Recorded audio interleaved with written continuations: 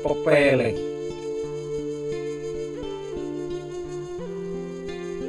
ling sing eling lan waspada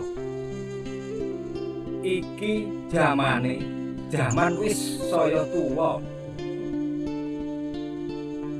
ling sing eling lan waspada iki jaman wis ora tata ling sing eling lan waspada iki jamane akeh angkara murka anggar hawa durhaka rusak kahanan lan tatanan tumindak culika